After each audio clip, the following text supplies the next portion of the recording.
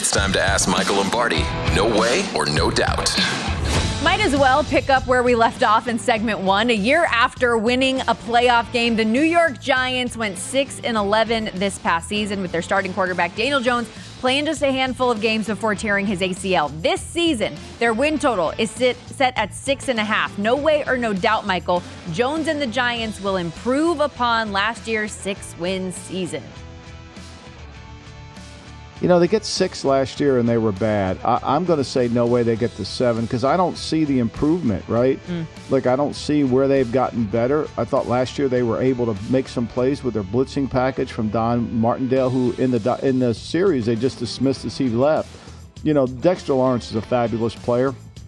We'll see if he and Brian Burns can team up. But I think what I'm worried about is this is a team that was the lowest scoring team in the league, the lowest in Giants since 1979. And where are they going to get their points from? How are they going to become more explosive? Yes, Neighbors is a good player, but I still don't think they have a quarterback. It's hard for me to visualize a team that can win 7, 8, 9 games without a quarterback. And to add on to that, Michael, when Jones started this past season, 1-5 in games he started, 2 touchdowns, 6 interceptions. The Giants averaged just 11.3 points per game in those games. The offense failed to score a first half touchdown in any of them. Just like, keep that in mind. Just keep that in mind. The win total, by the way, is juiced to the under 6.5, minus 135. If you think they can get 7+ wins, plus 115, the price. You mentioned Neighbors, star wide receivers all over the place appear to be getting paid as the new market has been set. Tyreek Hill trying to get in on the action. He said earlier this week, we discussed it yesterday, he's excited to see where he fits with his own updated deal in the near future. No way or no doubt, Tyreek Hill's next deal will make him the highest paid wideout in the league once again. Well, I think Miami knows they got to deal with it, right? He's got a $45 million last year of his contract that's not guaranteed.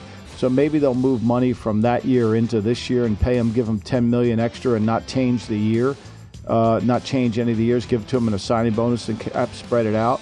But in terms of a long-term deal, I don't know if they're going to do that, but I do think they're going to adjust. They have to adjust his deal this year, else they're really going to jeopardize their whole season. Yeah. Obviously an important piece and a key cog for Tua Tagovailoa to have success at the quarterback position, and he led the league in receiving yards a season ago. Let's go to the NBA, where Paul George was the biggest free agent fish available this offseason as soon as free agency hit.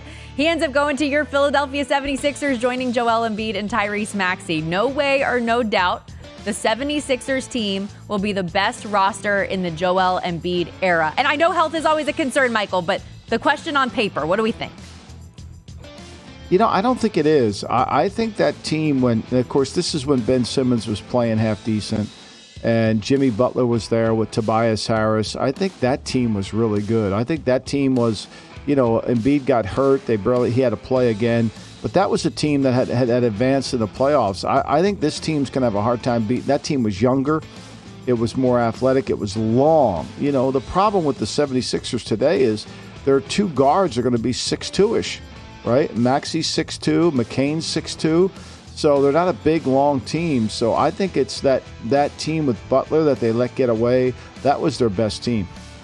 While the Boston Celtics are a plus 295 favorite to repeat as title winners, the Philadelphia 76ers are now the second shortest shot at 8-1, and in the Eastern Conference as well, leapfrog the Knicks at plus 400. In an article by The Athletic, 49ers head coach Kyle Shanahan said of his star running back Christian McCaffrey, "We have to protect Christian from himself." Said he doesn't like to ever come out no matter what the situation is, and I do think it's something we could protect him with more.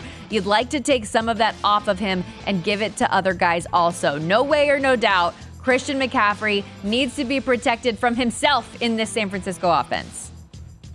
No doubt. There's no doubt about that. I think Kyle's smart enough to know, and Christian's got to be smart enough to know that with the new contract he just received, that it's about being healthy and ready in December and January than it is being perfect in September.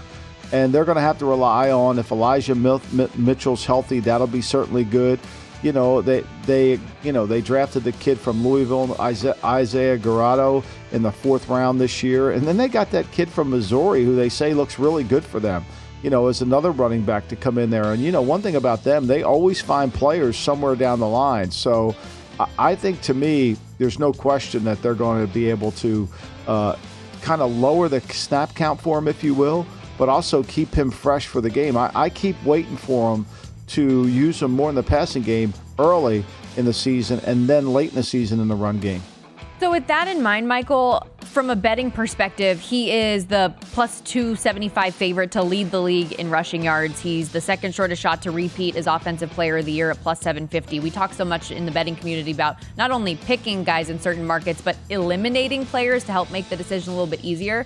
For certain things like that, like to lead the league in rushing yards, for example, is that something where you say, let's just look elsewhere because his touches are going to be a little bit different this season? Great question. Great question, Stormy. I wouldn't touch him because I think Kyle doesn't want him to lead the league in rushing. They paid him as if he will, but they don't really care if he does, right? It's about being healthy in December.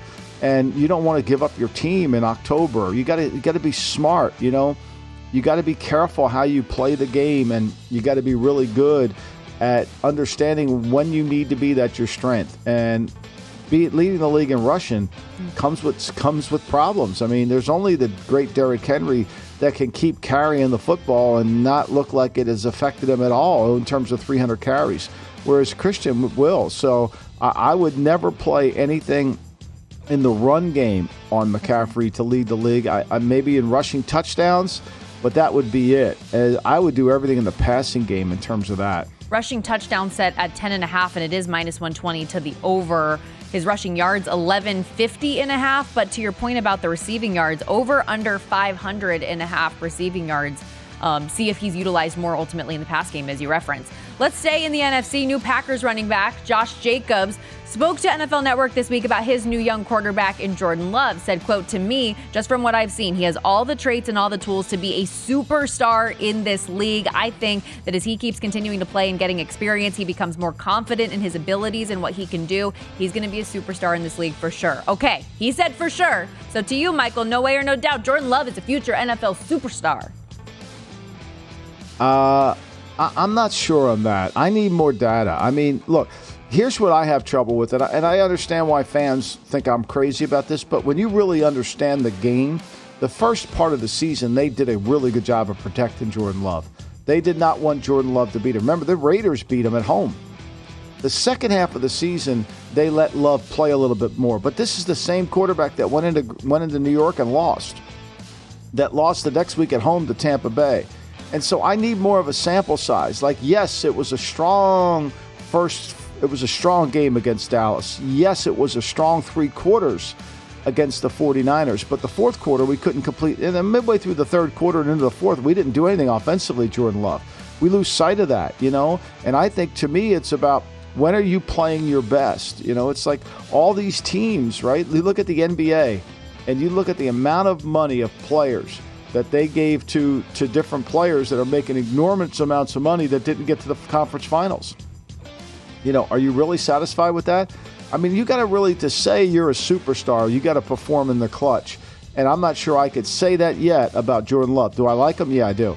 If I was the GM, I think it's a hard contract to do because you're paying a little bit on the come. You're not paying on what you've seen. Yeah, and that's a no doubt. We're still trying to figure out who Jordan Love is in his entirety. One last thing here real quickly. A jury in U.S. District Court recently ordered the NFL to pay nearly $4.8 billion in damages after ruling the league violated antitrust laws for their Sunday ticket package. Since damages can be tripled in antitrust laws, they could be on the hook for over $14 billion. The NFL is going to appeal this verdict. But currently, Sunday ticket, $87 a month, $349 for the season if you buy it all in one. No way or no doubt the price of Sunday ticket is and has been too high. Oh, no doubt. I'm a consumer. I think it's too high. I want to make you happy, Stormy. I know it's too high.